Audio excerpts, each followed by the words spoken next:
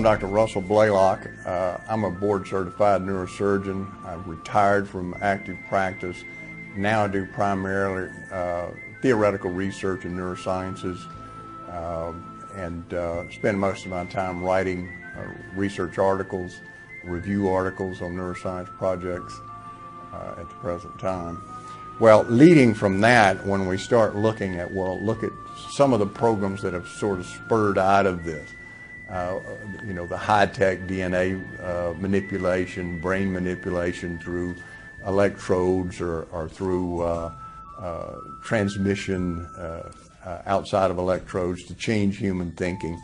These are the more sophisticated programs that are a little bit more obvious, but then there's things that are less obvious. For instance, fluoridating water.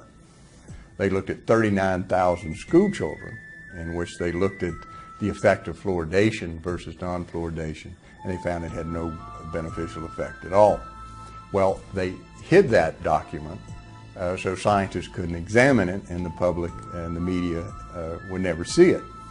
Well, Dr. Yamanyanis, who is a chemist, filed a Freedom of Information lawsuit, had it released, and then he saw why they wanted to hide it, and that's because it clearly demonstrated fluoride did not reduce cavities.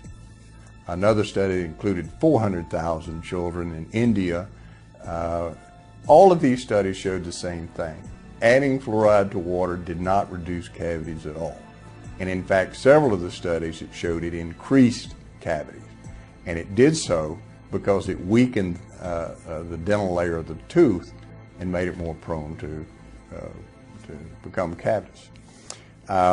So now that we've established, and it's admitted by the National Science Foundation study, which was recently completed, that fluoridating water does not reduce cavities.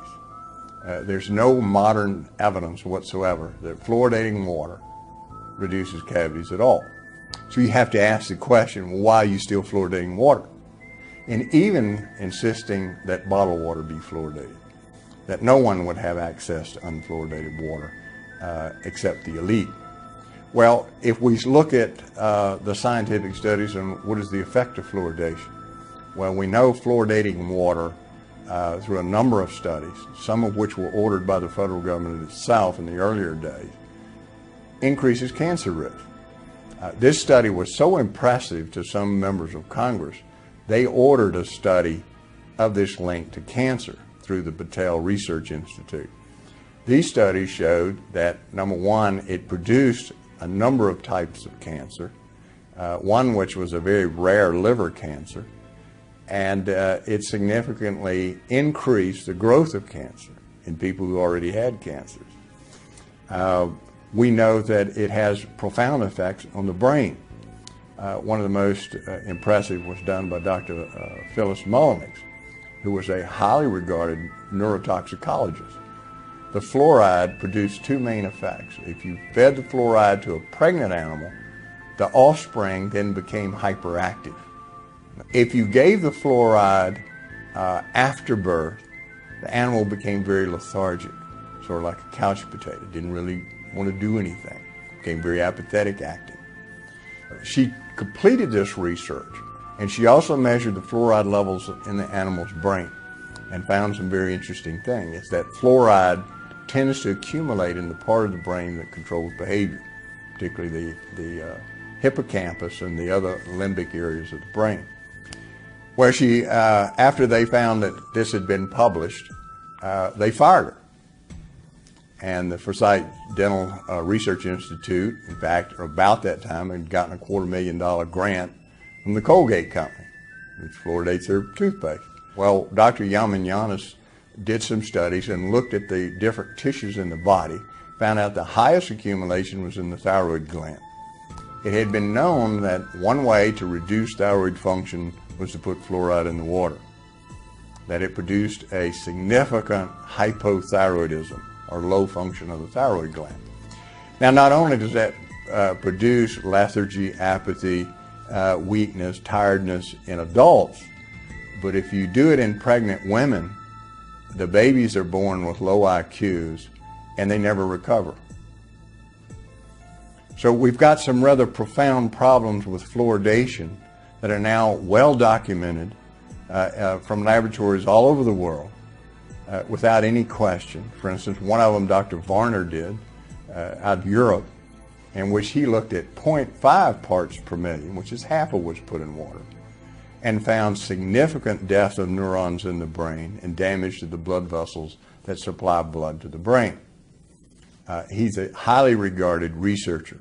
He was published in a very prestigious neurological journal. Fluoride reduces reproduction. It influences sperm mobility, sperm production, and testosterone level in males. And it bioaccumulates in these organs and gradually reduces the ability to reproduce. Why is the public being kept in the dark? I leave it to the audience to think for themselves. What could possibly be the justification for doing such a thing? If you've demonstrated it doesn't reach its objective, that is, reducing cavities, which everybody now has admitted, even the ADA has had to admit it, why is it still being added to the water? And so, just answer that question yourself without saying, well, they're doing it on purpose. You have to say, well, either they're doing it on purpose or they're the most incredibly stupid, incompetent people in the world, and they don't deserve to be in positions of power and should be removed from positions of power. And people with good cognitive sense replace them. There's the only two choices you have in this debate. Either they're incredibly stupid and incompetent or criminal, or they're doing it on purpose for a reason, which goes back to the Rockefeller design of human